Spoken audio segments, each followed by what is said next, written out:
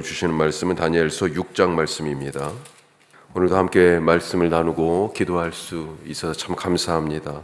우리 집사님들에게 하나님께서 기도의 응답으로 함께 하시길 바랍니다. 다니엘서 배경이 되는 이 메소포타미아에 있는 이 제국들, 바벨론, 그리고 느부갓네살 왕부터 시작하죠. 그리고 메데, 바사, 이후에 헬라. 이거 이제 헬라 제국은 다니엘의 환상에서 등장하는데 이렇게 네 제국이 이어집니다. 느부갓네살과 벨사살은 바벨론 왕에 해당하고, 오늘 말씀에 나오는 다리오는 메데, 그리고 이후에 고레스는 바사, 페르시아죠. 그렇게 속한다 볼 수 있습니다. 이게 이제 실제적인 역사하고 이게 서로 이렇게 맞춰보면서는 이 메데라고 하는 부분은 조금 논쟁적인 부분들이 있고요. 하여튼 조금씩 이 왕들의 이름하고 역사하고 이렇게 매치하는 부분에 있어서는 조금 더 고찰이 필요한 부분이 있긴 해요. 하여튼 오늘 1절 말씀에서 다리오가 국가 조직을 정비합니다. 120명의 지방관들을 세웠어요. 그것은 전국을 120개로 나눴다라고 하는 것으로 볼 수 있을지 정확히 모르겠습니다. 왜 그러냐면 예전에 그 에스더 시대에는 전국을 127도로 나눴다라고 하는 기록이 있어요. 자, 근데 하여튼 뭐 추측해 보건대 전국을 120개 정도로 나누고 지방관들을 세웠고, 그리고 효율적인 정책 시행을 위해서, 통치를 위해서 3명의 총리를 세웠어요. 나라가 엄청 크니까. 구스에서부터 인도까지 이런 기록도 있어요. 구스는 아프리카 이디오피아입니다. 인도는 우리가 아는 인도. 그러니까 그렇게 큰 땅을 다른 다양한 민족들을 통치하려니까 이런 방법을 쓴 것 같아요. 다니엘은 이 3명의 총리 중에 하나였습니다. 그런데 왕이 보니까 일처리가 너무 뛰어난 거예요. 탁월합니다. 그러자 다니엘을 시기하는 자들이 생겼어요. 왜 그러냐면 이 3명의 총리 중에서도 너무 탁월하니까 아예 나라 통치를 자기 아래 2인자로 이제 세우려고 그런 마음을 갖고 있었거든요. 그랬더니 사람들이 시기합니다. 그래서 다니엘을 어떻게든지 좀 끌어내려야 되겠는데 고발할 근거, 흠잡을 만한 것을 찾고 있었는데 고발할 아무 근거, 아무 허물도 찾지 못했다라고 하는 거죠. 그러면서 5절에 보니까 뭐라고 돼 있습니까? 그들이 이르되 이 다니엘은 그 하나님의 율법에서 근거를 찾지 못하면 그를 고발할 수 없으리라. 안 거예요. 예. 자, 그래서 결국은 이 5절 말씀의 근거에서 함정을 파는 거죠. 함정을. 그리고 이 함정에 다니엘이 걸렸습니다. 왕의 조서가 선포됐는데도 불구하고 계속해서 하나님께 기도를 하고 있었던 거죠. 자, 30일 동안 왕 외에 다른 신이나 사람에게 구하는 자는 사자굴에 던져 넣도록 하는 그 법이 결국 시행됐고, 다니엘은 늘 하던 대로 예루살렘을 향해서 기도하다가 현행범으로 체포된 것입니다. 사자굴에 던져졌죠. 하지만 다니엘이 사자굴에 던져졌을 때 하나님께서 천사를 보내셔서 그를 건져내셨고, 함정을 팠던 이들이 도리어 이 사자굴에 던져져서 죽임을 당하는 것으로 오늘 이 말씀이 끝나고 있습니다. 어려서부터 풀무불에 들어갔던 다니엘의 세 친구, 그리고 사자굴에 던져졌던 다니엘의 이야기, 정말 수도 없이 우리가 들어보면서 신앙생활을 했고, 또 읽을 때마다, 오늘도 이 새벽에 다시 읽을 때 왜 이렇게 가슴이 벅찬지 모르겠습니다. 그런 말씀인데요. 오늘 이 말씀으로 우리가 2가지만 더 생각해 보도록 하겠습니다. 첫 번째는 가야 할 길 가자. 가야 할 길. 다니엘은 포로였지만 느부갓네살 왕 때부터 인정받고 중용되었습니다. 또한 제국이 계속 바뀌었지만 여전히 계속해서 다니엘이 중요한 자리에서 쓰임을 받고 있어요. 이것을 메소포타미아 출신들, 원래 그 땅에서 나고 자란 사람들이 볼 때는, 야, 이거 이민자가, 그것도 포로 출신인 이 다니엘이 자기들이 앉아야 될 자리에 앉아 있는 것 아니겠어요? 그래서 시기가 나는 겁니다. 그에게 보고해야 되고 그의 지시를 받아야 되고, 이 모든 것이 이거 하고 싶지 않은 거죠. 꼴사나운 일입니다. 하늘을 찌르는 이 시기와 질투 속에 이들은 다니엘을 처치하기 위해서 함정을 판 것입니다. 자, 적을 알아야 이길 수 있다라고 하는 속설처럼 이들은 다니엘을 파악하기 시작했고, 결국 실마리를 아까 읽은 말씀처럼 하나님의 율법 아니고는 이 다니엘을 걸어 넘어뜨릴 게 없구나라고 하는 그것을 알았어요. 예루살렘을 향해서 창문을 열고 하루 3번씩 그것도 매일 규칙적으로 기도하고 있던 거예요, 다니엘이. 와, 저거구나, 저거. 그래서 다니엘을 세웠던 신앙을 이제 다니엘을 얽어맬 올무로 사용하는 것입니다. 이들은 왕을 설득해서 조서를 반포하게 합니다. 자, 뭐라고 돼 있어요?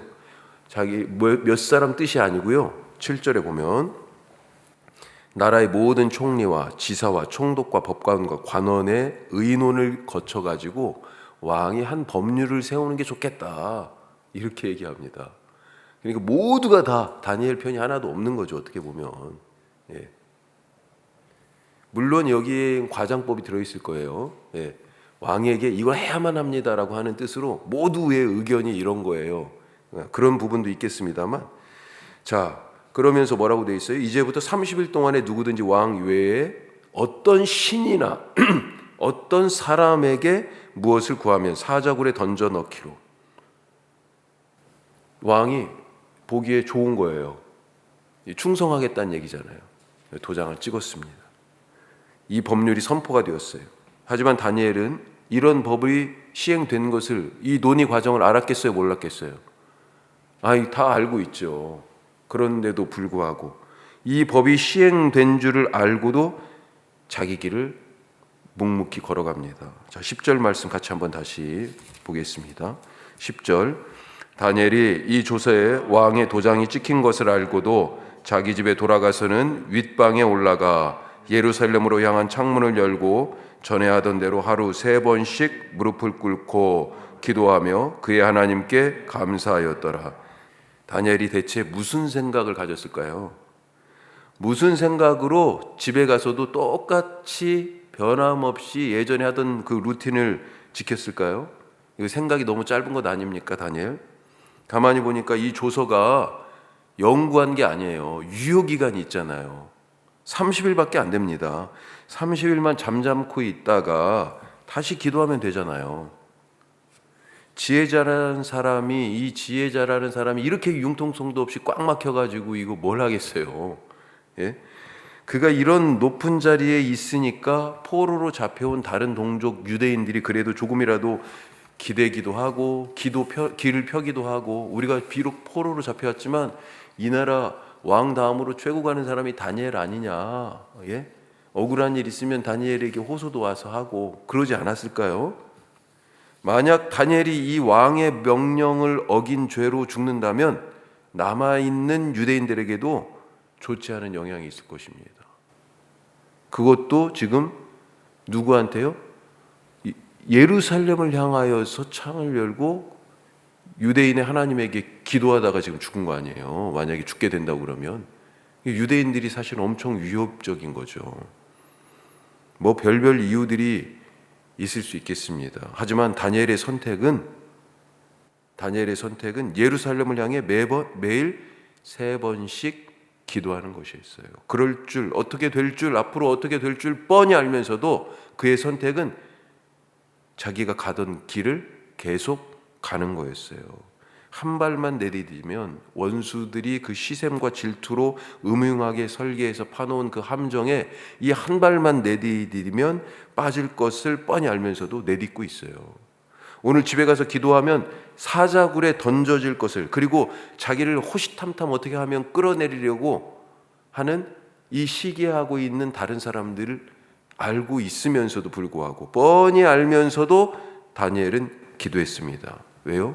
그것이 자기가 가야 할 길이니까. 우리도 가끔 보이지 않습니까? 직장에서도 내가 열심히 하면 할수록 시샘하는 사람들이 많아집니다. 그들이 파놓은 함정이 눈에 훤히 보일 때가 있어요.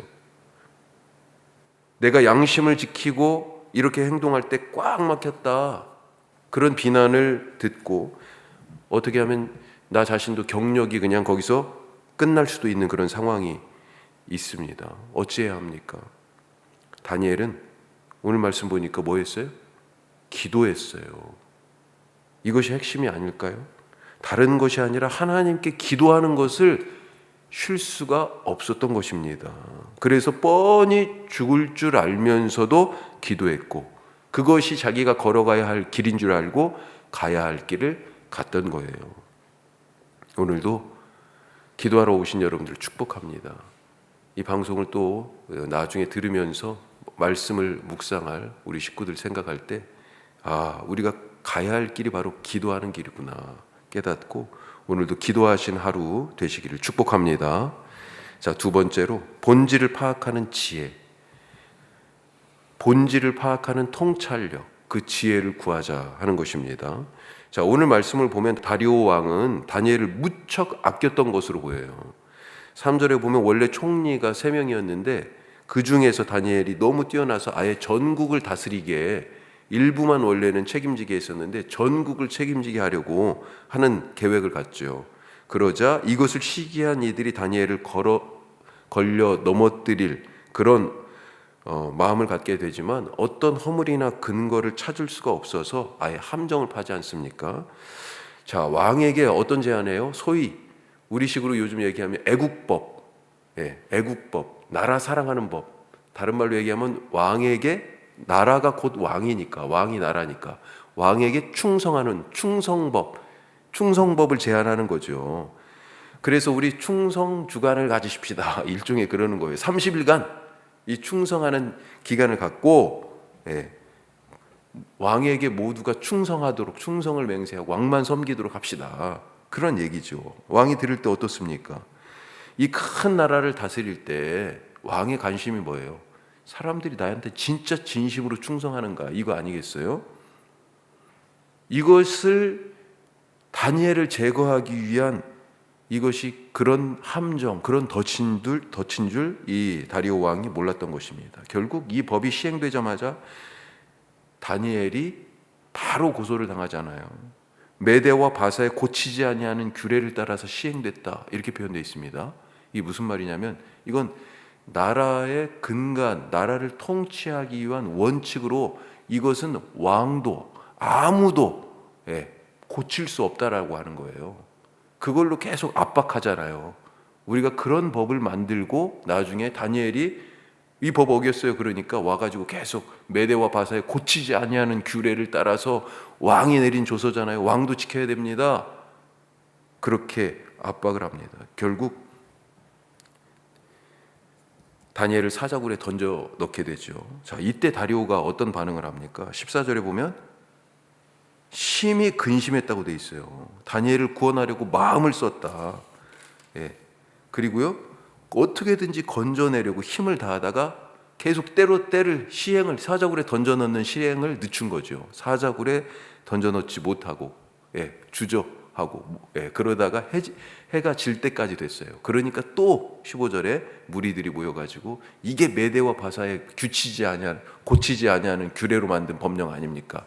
왕 시행해야 됩니다. 안 그러면 누가 충성하겠어요? 이렇게 지금 압박을 하는 거죠. 어떻게 됐어요?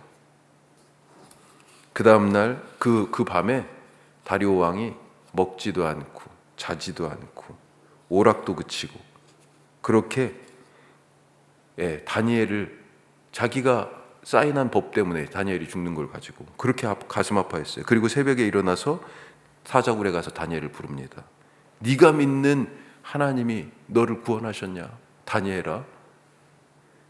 악한 자들이 충성이라는 탈을 쓰고 충성하는 자를 죽이려 했던 것입니다.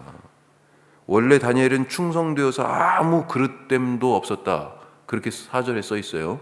자, 그런데 그렇게 충성한 자를 충성하지 않는 자로 바꿔버리는 거예요. 이게 악인들이 하는 짓이잖아요. 진실한 자를 거짓말하는 사람으로 만들어버리고요, 충성하는 사람을 충성이 없는 사람으로, 불충한 사람으로 만들어버리는 게 악인들이 하는 일이죠. 그런데 다리오가 바로 그 함정, 그 덫, 그 가면 너머에 있는 진짜 모습을 못 본 거죠. 본질을 꿰뚫어 보지 못했습니다.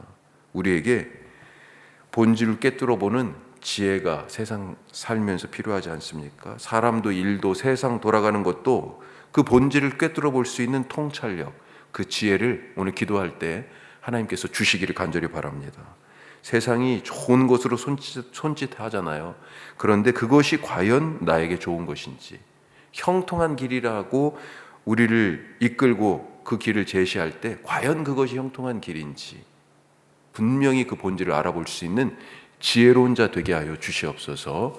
우리 하나님께 기도하고 또 하나님께서 그런 지혜와 통찰력 주시기를 간절히 바랍니다. 우리 오늘 말씀 생각하면서 기도하겠습니다.